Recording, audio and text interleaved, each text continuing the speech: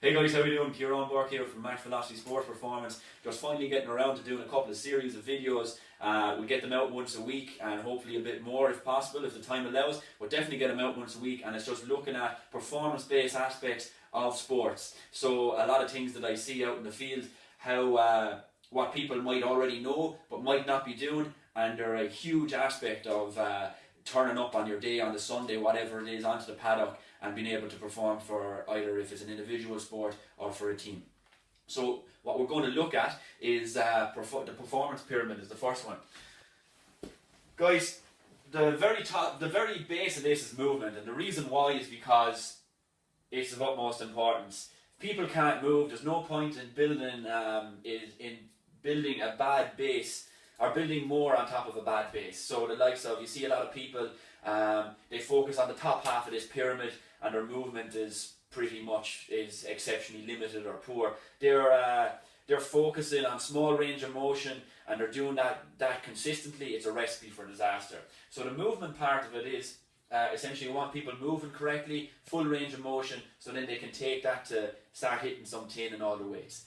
So what we're looking at, ideally in a sports managerial setting, we have what we can look at for a movement screen is the FMS. The FMS is sort of globally known. There's a couple of others out there, but this is just one I'm after putting down because of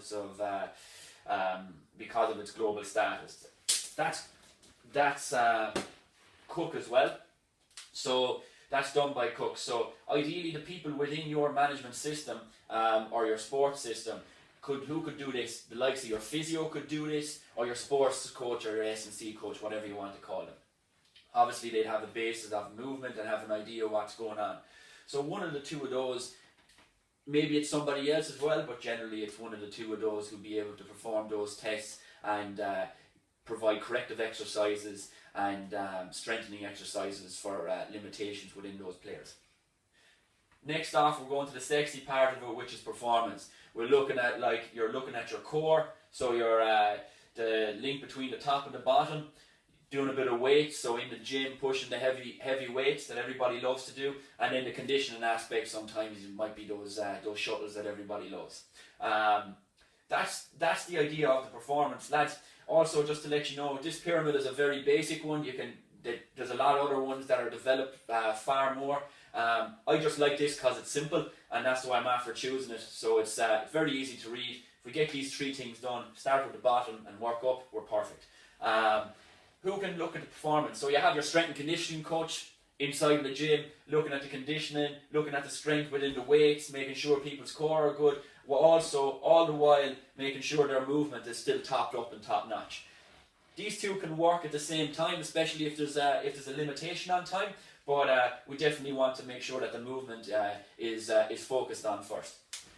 Strength and conditioning coach or your strength coach, whatever you call them, there could be other names on it, but that'll be the person who generally look over performance, the physical performance at least. Last one, what we're going to look at is the skill. Okay, so what's that? That's like your cut across here. That is your technical or your tactical. Okay, so your technical or your tactical. And who does that? That is the coach. Sort of manager style.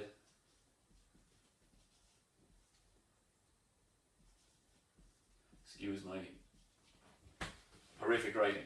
So the skill part of it is your technical, your tactical. That's the last part that you look on. And yes, I totally agree that people all go out and we love our sports and whatever it is, and we go and dial in on the skill, and you can always do that, no problem. And there's a lot of focus that needs to be done on that. But guys, if somebody's an absolute animal, say inside in the gym, and their numbers are ridiculous, but they can't move, so they can't turn to catch a ball, their skill is impaired. Okay.